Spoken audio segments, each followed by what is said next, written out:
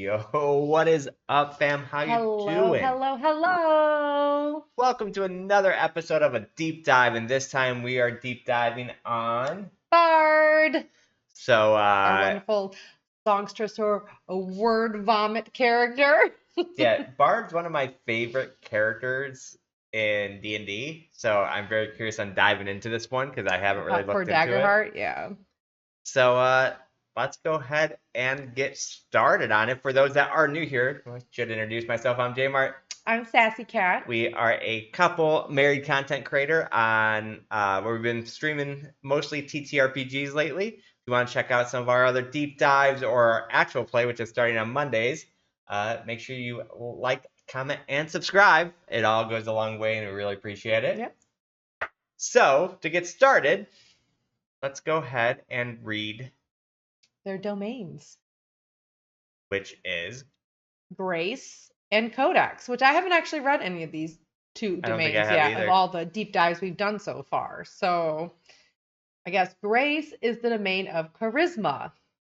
Through rapturous storytelling, charming spells, or a shroud of lies, those who channel this power define the realities of their adversaries, bending perception to their will. Grace offers its wielders raw magnetism and mastery over language. Sounds like me. I usually play charismatic characters. My first two in our campaigns was charismatic.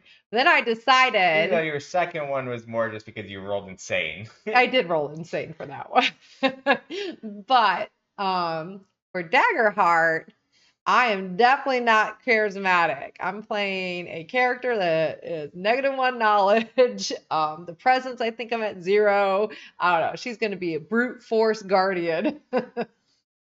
Codex is the second domain, which Codex is the domain of intensive magical study. Those who seek magical knowledge turn to the equations of the power recorded in books, written on scrolls, and etched in walls, or tattooed on bodies. Codex offers a commanding and versatile understanding of magic to devotees who pursue knowledge beyond the boundaries of common wisdom.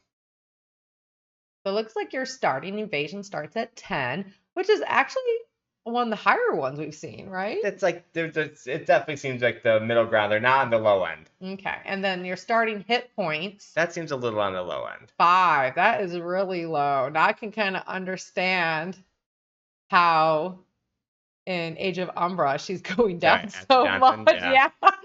5 starting points. Yikes.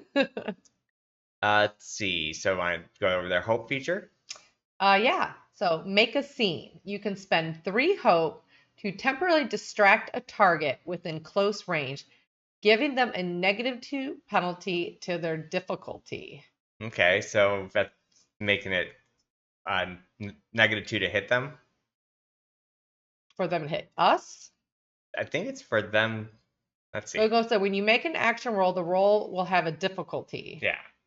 So yeah, so I guess for us then with the AC, right? Yeah, -2 basically to their difficulty would be correct. Yeah. Okay, we're on the same. Yeah, we are on the same page. We were just saying it differently, and then we connected in the middle. Yeah, we got it. Their class feature is the rally. Once per session, describe how you rally the party and give yourself and each of your allies a rally die. At level 1, your rally die is D6. A PC can spend their rally die to roll it, adding the result to their action roll, reaction roll, damage roll, or declare a number of stress equal to the result. At the end of the session, clear all unspent rally dice. At level 5, that increases the D8. That's pretty big. It is. So many choices you can make with that dice as a fellow ally, you know? Yeah, like I didn't see her really use this early on, but I have seen her use it. Yes, I have seen her rally a couple times now. Maybe I just missed it early too, because that seems really strong. Definitely if you're like full of stress, or if you're trying to get that damage roll, or you're stuck doing a reaction roll, if you have that available, now it's just your fellow characters remembering they have that dice. Right. Because that can be a lifesaver right there. There's some subclasses. So as a bard, you can choose between being a troubadour, which is if you want to play music to bolster your allies, or you could be the wordsmith. Play the wordsmith if you want to use clever wordplay and captivate crowds. So basically, word vomit. Interesting.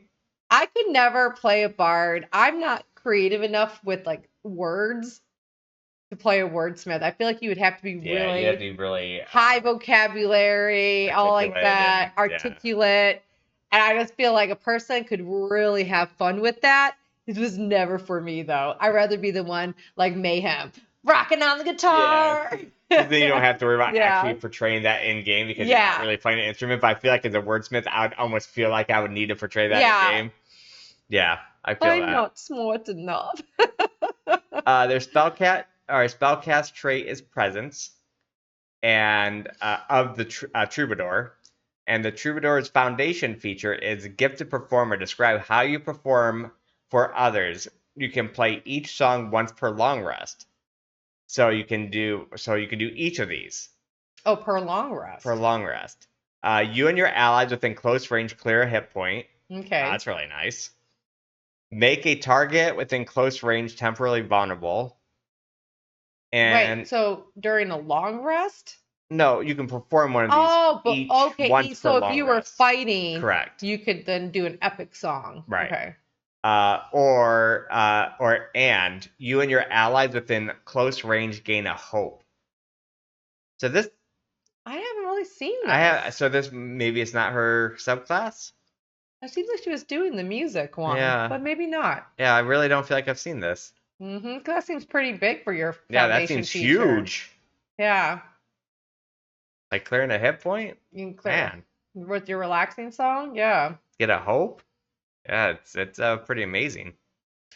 Now, when you level up, you get your specialization feature, where you become a maestro. Your rallying songs steal the courage of those who listen. When you give a rally die to an ally, they can gain a hope or clear a stress. That's just right when you give it to them. Yep. Interesting. Yep. And they get their rally die. Yeah. Then their mastery feature, for way down the road, they become a virtuoso. You are among the greatest of your craft, and your skill is boundless. You can perform each of your gifted performer features songs twice instead of once per long rest. Wait. Ooh. Wow, so you can do your relaxing, epic, or heartbreaking song twice per long rest? That's pretty big. So your second one is the wordsmith. This is we want to do clever wordplay and captivate crowds. It's a presence also. Your foundation feature, you have a rousing speech. Once per long rest, you can give a heartfelt, inspiring speech.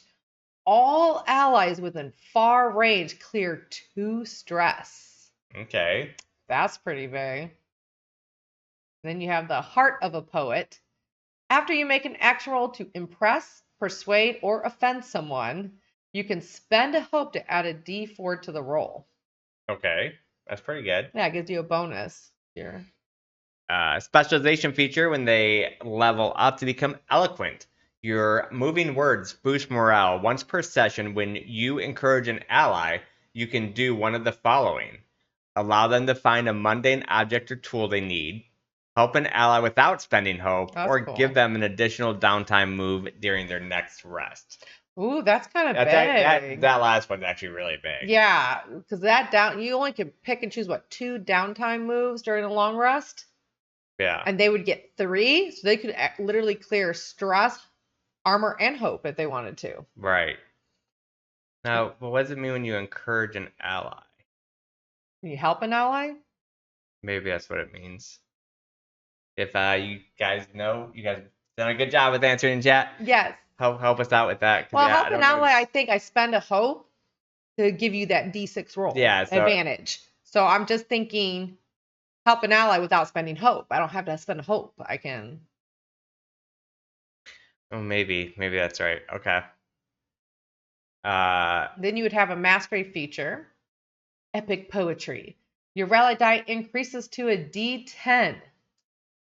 D10, wow. Additionally, when you help an ally, you can narrate the moment as if you were writing the tale of their heroism in a memoir. When you do, roll a D10 as your advantage die. Now it's instead of the D6. That's pretty big. I think This one, the Wordsmith, sounds more epic than the You Troubadour. think so? Yeah, see, I'm in the total opposite boat. I think the Troubadour sounds better. Okay. Yeah, like those songs are really powerful. Yeah. And they get to do one of each for long rest. I'm clearing 2 stress of all your allies. Ooh. Man. And you get those D10s. Yeah, I think it's the first time we're on the opposite end. We are kind of on the opposite end. All right, but we'll go ahead and build yours. Okay. So for the subclass, we will pick Wordsmith. Set your traits. So I'm just going to use suggested because I'll let you know what they suggest. They suggest 2 presence, 1 knowledge, 1 finesse, 0 agility, 0 instinct, and -1 strength is what they suggest. Makes sense. We do have the spellcast feature, so we can use whatever weapons we want, as far as I know. Let's I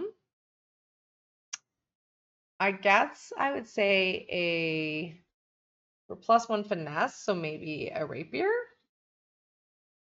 right? That is what they suggest. Oh, really? I think that's. I think I would choose a returning blade. Returning blade? I guess we get 2. Yeah. How about one? It's a primary returning Maybe blade. I would go rapier, and is whip. Whip is a secondary weapon. It's presence. Oh, that's perfect. Oh, perfect. Yeah, I would do rapier and whip. Yes, I love it. Yeah, that would be awesome. All right, so starting armor, I feel like. Yeah, I'd probably do the gambit. Yeah, that sounds good. We don't have very much hit points, so I think we need some form of armor. Definitely getting a romance novel. Yeah, the romance novel. All right, and their domain cards. So, if you'd like to read the first one. I will take. Oops.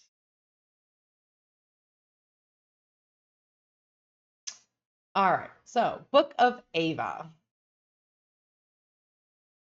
I lost my place for a second. Sorry, guys. So Book of Ava, we're on domain card. Yay! So power push. You make a spellcast roll against a target within melee range. On a success, they're knocked back to far range and take D10 +2 magic damage using your proficiency. So using your proficiency, so if you're level 2, you would have a 2d10 +2, right? Which I guess a lot of stuff scales like that, which I was not aware of. Of scaling with proficiency. This must be what Taliesin is. Or Taliesin must have this card under Wizard. Maybe. The Grimoire? Yeah, Book of Ava. Tava's armor, you can spend a hope to give a target you can touch a +1 bonus to their armor score until their next rest, or you can cast Tava's armor again. And then you have Ice Spike. So you have several things in this card. Can you only do 1 per, or you just, no, this is just stuff available. Ice Spike. Make a spellcast roll 12 to summon a large ice spike within far range. If you use it as a weapon, make the spellcast roll against the target's difficulty instead. On a success, deal d6 physical damage using your proficiency. That's a lot of cool choices in the Grimoire. Very. Yeah. The next one from the Codex tree is the Book of Iliad. This has Slumber. You make a spellcast roll against a target within very close range. On success, they're asleep until you take damage or the DM spends fear to turn their or declare their condition. Arcane Barrage. So this must be the other thing he uses.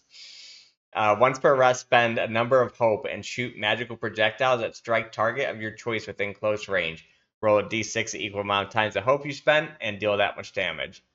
And telepathy, spend a hope to open a line of mental communication with one target you can see. This connection lasts until your next rest. So if it doesn't say once per long rest, you can use it whenever. You can use it. Slumber, you can use multiple times. You just make a spellcast roll. Like Arcane Barrage, you can only use once per rest. Correct. So my question is, when you're holding these cards and playing, how do you keep track of all this? Is that something on your character sheet? I assume. Have I used Arcane Barrage this long rest? Yeah. Have I maybe it's all marked on your sheet? I assume you could put it on your sheet. You could probably also put like a token on the card to show something. It's probably just something up to you to track. To kind of keep. Because a lot of the things I've noticed, you keep track of a lot of stuff in Daggerheart. There does seem a lot of tracking, but they seem to make it fairly easy to keep a track. But yeah, no, there is quite a bit of tracking. I will agree. All right, that one's pretty cool.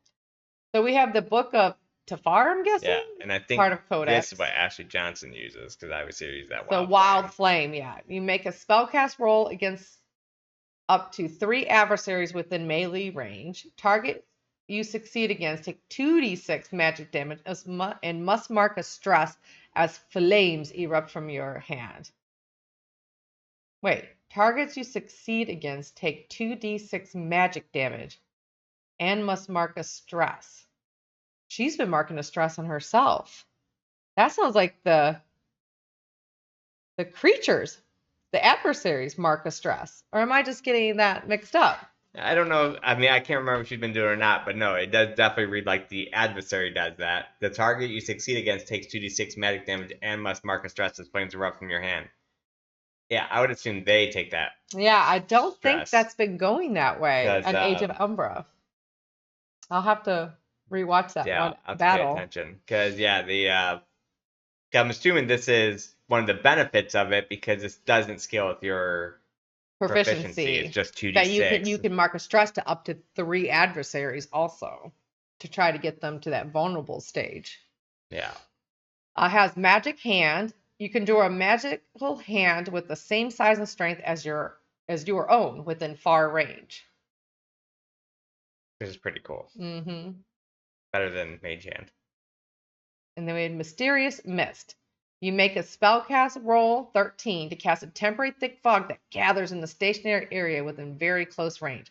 The fog heavily obscures this area and everything in it. Okay.